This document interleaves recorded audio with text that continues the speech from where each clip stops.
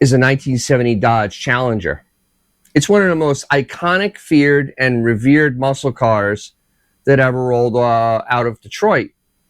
A big block brawler from the absolute peak of the horsepower wars. And this is a Morris Marina, a humble British family car that's best known for, well, not being much of anything, really. So what on earth could these two cars, separated by an ocean and a Grand Canyon of performance, possibly have in common? Well, what if I told you that to get this Mopar legend on the road, Chrysler had to borrow a critical part from this humble British Leyland product? The legend goes that the door handles on the legendary 1970 E-bodies, the Challenger and the sister car, the Plymouth Barracuda, actually were from Morris Marina.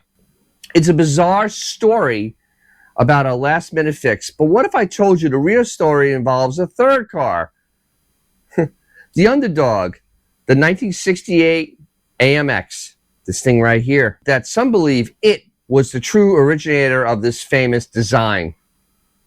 Today we're going to investigate the tangled web of myths.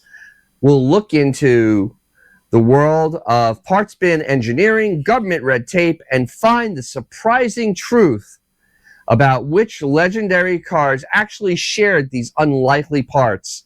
And trust me, the answer is way more widespread and, frankly, more interesting than any of the myths. The stories are just so compelling. The most popular one is a classic David and Goliath tale. On one side, you have the Chrysler E-body dropping in 1970. These cars were Chrysler's late but great answer to the Mustang and Camaro. With that muscular Coke bottle style, a wide stance, and an engine bay big enough to swallow the 426 Hemi, they were the definition of American excess. On the other side of the Atlantic, you have the Morris Marina, launched by the sprawling and often chaotic British Leyland Company in 1971. The Marina was, well, a car. It was conventional rear-wheel drive and designed to be dependable, non-frills company car. In every sense of the word, it was, well, ordinary. The myth suggests that as Chrysler was prepping the E-bodies, they hit a snag with the new Federal Motor Vehicle Safety Standards, or FMVSS. These were a wave of new regulations that demanded safer cars, covering everything from seatbelts to door latches. The theory is Chrysler's own handle failed to meet the new anti-burst requirements. And in a pinch, they just grabbed an approved off-the-shelf design from a British supplier, a handle that would become famous on the Morris Marina. But then there's this other theory, the one that points the finger back to America. In 1968, the underdog American Motors Corporation, or AMC, introduced its own modern, flush-mounted paddle door handles on cars like the sporty AMX. The theory suggests that AMC did the hard work first, and then both mighty Chrysler and the distant British Leyland simply copied their forward-thinking design. Well, I did some investigation and debunking the legends. Let's start with the big one. Chrysler using the Marina handle. The first and most obvious problem, the timeline. The Dodge Challenger and Plymouth Barracuda E-bodies came out for the 1970 model year. The Morris Marina didn't even go into sale until April of 1971. The idea that Chrysler would source a handle from a budget-friendly British car that hadn't been released yet is a bit of a stretch. Then there's the visual evidence. Take a look at the door handle from the 1970 Challenger, right here. It's a sleek chrome pull-up design that's beautifully built into the body lines. Now look at the Morris Marina handle. It's totally different design, a flush vertical hinge flap that you pull outwards. They don't share any design cues, mounting points, or mechanisms. They are, to put it simply, not the same part. So what about the second myth, the Chrysler and British Leyland copy AMC? Let's look again. The 1968 AMC handle was a flush-mounted paddle, seen here. The 1970 Challenger handle is a pull-up design. The 1971 Marina handle is a pull-forward flap design. While they are all innovative solutions to the same safety regulations, they are three completely different designs. It seems less of a case of copying and more of a case of convergent evolution. As different companies found their own way to meet the new rules, the claims as they relate to direct copying appear to be false. So is that it? Case closed? Not even close, because while Chrysler had nothing to do with it, the AMC handle was its own thing. The humble Morris Marina door handle did go on to have a secret second life. It appeared on some of the most exotic and unexpected cars in the world. This is where the real story starts. The list of cars that actually used the Morris Marina door handle is mind-blowing. It starts inside with the British Leyland family. The handle was designed by Morris Mann, so naturally it showed up on the Austin Allegro and the Triumph TR7. But then it started to spread. It appeared on the earliest four-door Range Rovers. Yes, the car that would invent the luxury SUV used the same door handle as the Morris. It then became the signature handle for the Land Rover Discovery series, one staying in production all the way up to 1998. That means this part, designed in the late 1960s, was still being put on brand new cars almost 30 years later. But the most surprising adopters were the companies building fast, exotic machines. The handle found its way into Reliant, Scimitar GTE, and the most famously, it was adopted by Lotus. The striking Lotus Elite of 1974 used Marina handles. So did the Lotus Elcat, and most iconically, so did the legendary Lotus Esprit.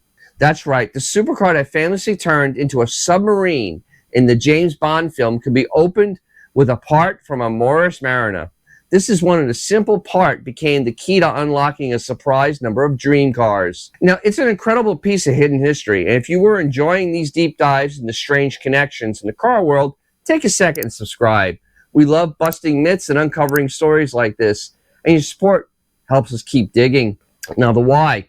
So why did this happen? Why did companies like Lotus and Land Rover, who were building premium world-class vehicles, end up using a door handle from the British equivalent of the Ford Pinto? It all comes down to two simple things: money, the rules. First, the rules. The U.S. market was, and still is, massively important for European car makers, but the Federal Motor Vehicle Safety Standards of 1970s created a huge, expensive headache. Getting any part, especially the safety-critical ones like door handles, certified for sale in America was complex and costly nightmare. The Morris Marina handle, however, came in with a golden ticket. It was already federally approved. For a small volume manufacturer like Lotus, this was a total game changer. Why spend tens of thousands of pounds designing, testing, and certifying your own handle when you can just grab one from British Leyland parts bin that had already been legal in America? For Lotus, which wanted to sell the Elite and Esprit in the US, it was a perfect shortcut. Second, the cost. British Leyland was a giant, and the Marina was made in huge numbers. That made it parts incredibly cheap. For companies building cars by hand in small numbers, being able to buy a crucial component for pennies on the pound was a massive advantage. And finally, the design itself. It worked perfectly on the flat, creased wedge-shaped cars that were fashionable in the 70s and 80s. It looked right at home at the angular Triumph TR7 and the futuristic Lotus Esprit. The story of the Marina door handle is a perfect example of how the car industry really works. But what about the other handles, the ones from the AMC? While it wasn't copied by everyone, it has its own story and perhaps is more impressive. Simple paddle design introduced in 1968 would be used across the entire AMC lineup for 2 decades. But its life didn't end there. After Chrysler bought AMC in 1987, they kept the design for the Jeep Wrangler. That same 1968 AMC handle will still be installed brand new on Wranglers until the TJ generation ended in 2006. Almost 40 after it was first designed. It shows how constraints can lead to creativity. We have 3 companies all facing the same regulations.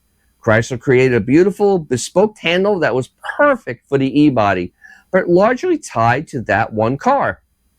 British Leyland created a cheap, simple, and legally certified handle that, through parts bin sharing, ended up on some of the world's most glamorous cars. And the underdog AMC created a design so tough and timeless that it outlived its own company by decades and was used for almost 40 years. So no, the legendary 1970 Dodge Challenger did not use the handles from a Morris Marina, and neither of them copied AMC. The myths aren't true. But the truth is a more fascinating story. All three companies, very different company designs, born from the same government rule book. One, the Mariners, became the unsung hero for the British car industry, helping luxury brands like Range Rover and sports car icons like the Lotus Esprit get built and sold in America. And another, AMC, became one of the most long-lived components in automotive history, quietly serving on Jeeps for decades. It's a reminder that sometimes the best stories in automotive history aren't about horsepower. They're hidden in the small details, in the unlikely connection, in the surprising journey of a simple door handle. So in the comments below, please tell me about any of the weird car myths or other weird shared parts that you know about. Put them in those comments below. Also, if you liked it, hey, like it. If you liked it a lot, subscribe, share it, and give me the hype points, because hype points mean a lot. And as always, if you have something, cool to drive or something fun to drive, kind of partially uncovered, I know, with door handles, look at that. Take them out, because they'll make someone's day, and it'll probably be your own. And I'll talk to you really soon. Actually, we're from the Morris Marina. Morris Marina.